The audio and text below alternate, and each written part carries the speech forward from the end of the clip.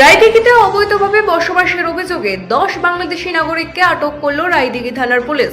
ধৃতদের মধ্যে রয়েছেন 5 জন পুরুষ, 3 জন মহিলা এবং 2টি শিশু। পুলিশ সূত্রে জানা গিয়েছে, বাংলাদেশের ফিরোজপুরের বাসিন্দা এই 10 জন প্রায় 6 বছর আগে অবৈধভাবে বেঙ্গালুরুতে ভাঙাড়ির কাজে যোগ দিয়েছিল। সম্প্রতি সেখানে পুলিশের কড়াকড়ি বাড়ায় তারা বেঙ্গালুরু থেকে পালিয়ে রায়দিঘির নগেন্দ্রপুরে এসে আত্মীয়ের বাড়িতে লুকিয়েছিল। গোপন সূত্রে খবর পেয়ে অভিযান চালিয়ে তাদের আটক করে পুলিশ। তাদের কাছ থেকে বাংলাদেশের ন্যাশনাল আইডি কার্ডও উদ্ধার হয়েছে বলে জানা গিয়েছে। শারীরিক পরীক্ষা শেষে তাদের লক্ষ্মীকান্তপুরের হোল্ডিং সেন্টারে পাঠানো হবে। পরবর্তী প্রক্রিয়া শেষ হলে তাদের বাংলাদেশে পুশব্যাক করা হবে বলেও পুলিশ সূত্রের খবর। ব্যুরো রিপোর্ট, রাত-দিন নিউজ নেটওয়ার্ক।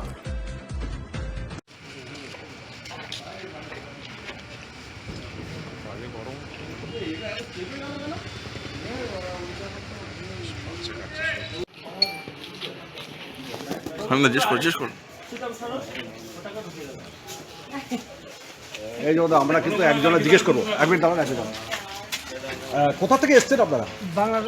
ব্যাঙ্গালোর থেকে আসছি। কেন এলেন? এসছি জালালে লেগে আছি। জালালে আমাকে বিক্রি করে দিয়েছে, আমরা টাকা পাবো দেখতে পেয়েছি না। এখানে কেন এসেছিলেন? এখানে আসছি রাজনীতি বাংলাদেশি তো আমরা বাংলাদেশে বাড়ি।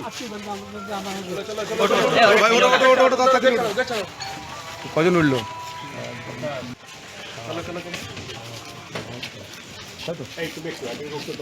কোথা থেকে এসছো? বাড়ি কোথায়?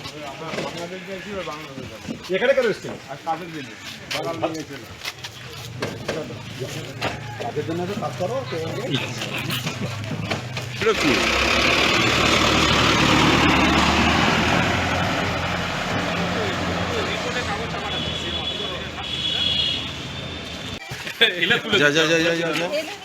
সবাই একটু বসুন, একটু বসুন।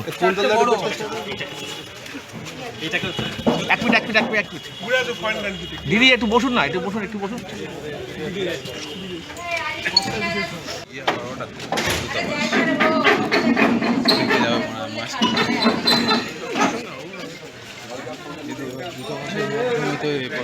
বাংলা ওপার বাংলা